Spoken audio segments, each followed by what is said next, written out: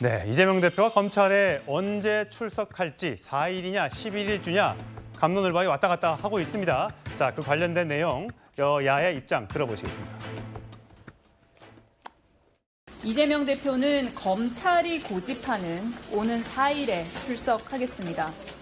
다만 4일에는 1차로 오전 조사를 실시하고 4일 오후에는 후쿠시마 오염수 해양투기철의 국제공동회의가 예정돼 있습니다. 제가 언제나 조사를 피하지 않는다, 협조한다 이렇게 얘기했는데 왜 그날만 해야 된다고 주장을 하는 건지 이해가 안 됩니다. 자, 원래 1차 조사가 월요일이죠, 모레로 예상이 원래는 8월 달이었었는데 늦춰져서 4일로 갔었는데 이재명 대표 측에서는 11일주 본회의가 잡혀있지 않은 요주에 나가고 싶다라고 했다가 다시 이재명 대표 측에서 역제안을 한 게 4일 날 오전에 2시간만 조사를 받겠다라고 얘기했는데 검찰에서 받지 않았습니다.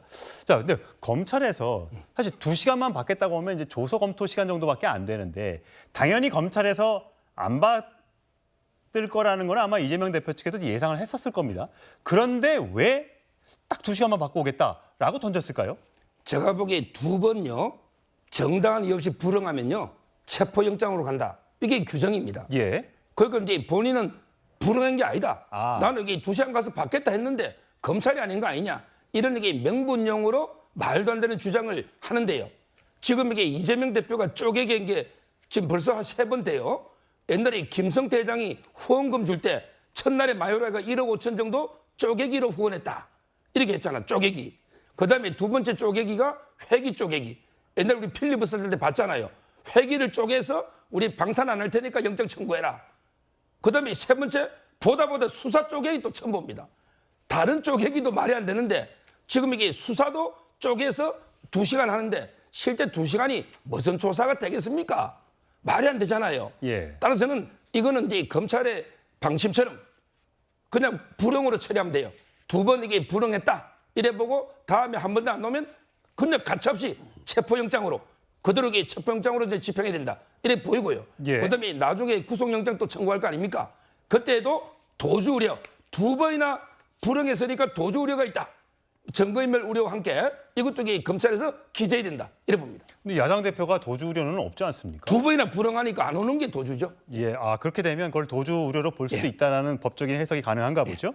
자, 근데 어쨌든 이민찬 부대변인 지금 야당 대표 단식을 하고 있어요. 만약에 11일 날 2차 조사를 만약에 제일 빠른 11일 날 받는다고 쳐도 열흘 넘게 단식이 진행 중인 상황에서 과연 검찰 소환이 가능할까요?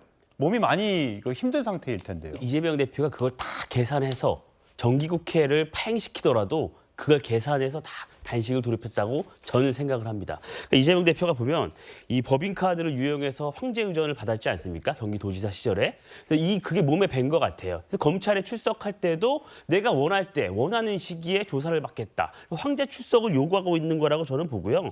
이제 말씀하신 대로 11일 주에 내가 출석을 하겠다. 이 얘기는 단식이 어느 정도 무르익어서 건강이 악화될 대로 악화됐을 때 출석을 하겠다는 의미거든요. 그러면 둘 중에 하나밖에 없을 겁니다. 어떤 쓰러진 상태에서 앰뷸런스에 실려간다거나 아니면 뭐 정말로 검찰 조사장 가서 검찰 조사를 받다가 쓰러지거나 이렇게 되면 검찰에 대한 비판 여론이 높아질 수밖에 없겠죠. 저는 이것도 이 이재명 대표에 대한 지금 여러 수사가 진행 중인데 다들 실체적 진실이 조금씩 드러나고 있습니다. 이화영 전 지사는 진술을 번복하고 있죠. 또 위증한 문제도 다시 이제 밝혀지고 있습니다.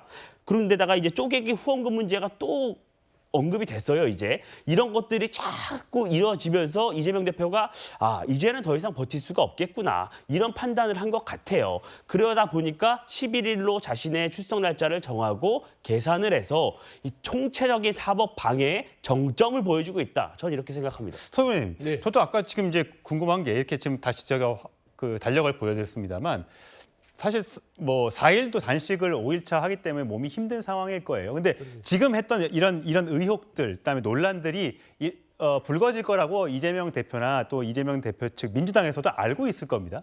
당당하게 4일 날 나가서 조사를 받는 게 오히려 여론에게는 더 낫겠다라는 생각을 할 수도 있을 것 같은데 꼭 이렇게 여러 번 연기와 왔다 갔다 하는 끝에 2주를 고집하는 이유는 뭘까요?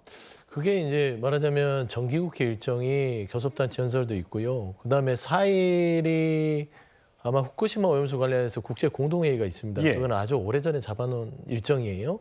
근데 이제 국제 공동회의는 지금 현재 민주당이 이 장애까지 나와서 규탄대회를 오래전부터 했잖아요. 그러니까 후쿠시마 안건에 대해서는 이거는 검찰 수사보다 중요하다고 생각하는 것입니다. 그러니까 뭐 자꾸 어떤 분들은 아까도 말씀드렸지만 법인카드를 황제 여전을 봐서 의존받고 싶다고 하는데 그건 팩트와 다르고요. 그렇지 않습니까? 경찰에서 조사해서 관련 없다고 얘기했던 거기 때문에 이재명 대표가 황제 여전을 받았다는 근거는 사실 무근이기 때문에 의전을 받기 위해서 지금 검찰과 조율한다. 그거는 멀고 제 생각에는 그 어떤 본인의 사법 리스크는 단식으로 돌파할 수 없습니다. 한동훈 장관도 얘기했잖아요. 단식한다고 수사가 없어집니까? 피할 수가 없어요. 검찰이 그런다 해서 단식한다고 봐줍니까? 봐주지 않아요.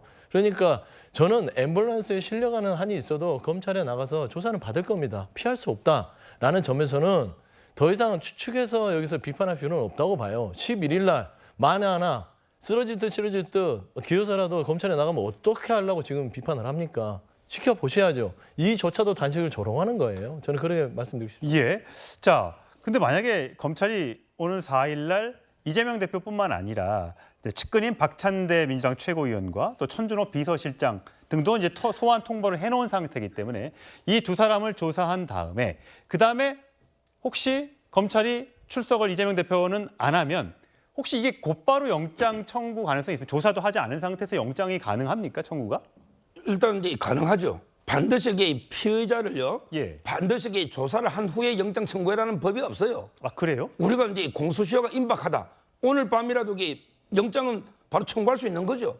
이미 기존에 여러 증거가 있고요. 그리고 이제 영장을 청구하면 이재명 대표도 이게 판사 앞에 와가지고 변론할 수 있는 이런 기회를 주잖아요. 예. 그러니까 이제 검찰에 조사 기회를 안 줬다 해서 불법은 아니다. 저는 충분히 검토할 만한 카드다. 왜? 기존의 증거가 차고 넘치니까. 이래 보이고요. 예. 그다음에 저 천준호, 박찬대 사법방해 있죠. 이런 게 바로 이게 민주주의 완전히 붕괴 훼손시키는 겁니다. 민주주의라는 게 뭐예요? 가장 중요한 게 상권 분립 아닙니까? 입법, 행정, 사법. 사법 방해하는 게 이게 민주주의를 완전히 무너뜨리는 거죠. 지금 이게 저 두 분이요.